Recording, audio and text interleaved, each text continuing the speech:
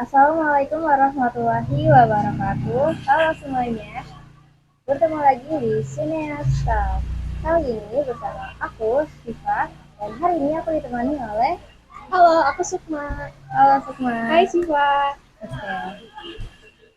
Hari ini kita mau bahas apa nih? Jadi hari ini kita itu mau bahas tentang sekolah umum dan sekolah di mana. Oke Sukma. Jadi kamu kan anak MAN nih. Ya, aku mau nanya nih, kenapa sih kamu tuh milih untuk lanjut sekolah di MAN?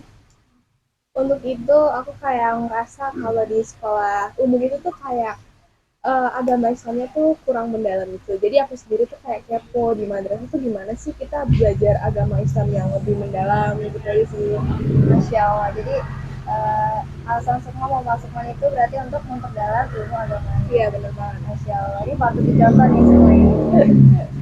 Nah, semua pernah nggak sih kamu kayak dengar dari orang-orang gitu kayak sekolah di MAN tuh susah karena tuh tugasnya banyak, terus pelajarannya tuh banyak. Nah, menurut kamu tuh gimana nih? Tentu aja pernah ya sering lah dengar kayak gitu kayak istilah ada kayak paling itu serem lah jangan masuk sini inilah itulah pokoknya. Tapi kalau soal itu kayak aku udah mempertimbangkan gitu karena ya dari awal udah tahu gitu kalau mata pelajaran di mana itu kan lebih banyak daripada sekolah umum. Kayak kita mempelajari mata pelajaran umum juga ada kan, juga ada mata pelajaran tambahan agama Islam dan itu pasti ngebuat tugasnya semakin berat kan. Jadi kalau soal itu tergantung gimana cara kita ngatur waktunya. Kalau emang udah pintar ngatur waktunya itu tuh kayak akan terasa lebih enteng aja, lebih mudah gitu. Jadi dari ini berarti bener ya kalau misalkan di sekolah MAN tuh lebih banyak tugasnya karena emang pelajarannya lebih bertambah gitu ya, kayak Iya. agamanya lebih kompleks gitu Mm-mm. kan.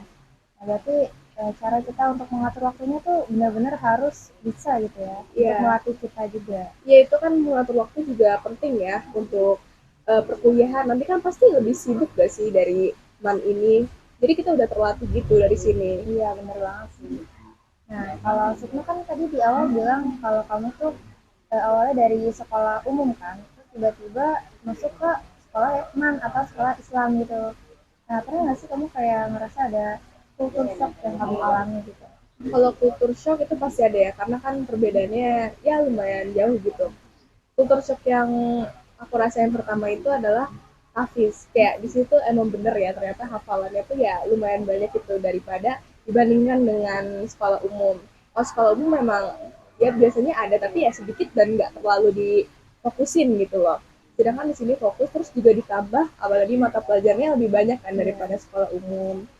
Terus waktu waktu di sekolah umum tuh kayak lebih fleksibel, kita tuh kayak lebih santai gitu. Tapi kalau di sini itu tuh kayak ketat terus padat juga Nah, gitu. setuju banget sih kalau misalkan kalau di MAN tuh emang taktisnya lebih ditekanin lagi. Ya, Tapi kalau menurut aku ya, taktisnya itu nggak berat yang orang-orang lain kira gitu loh. Jadi mungkin bisa berat karena distract sama tugas-tugas yang lain kan. Karena iya kan benar. materinya juga banyak kan.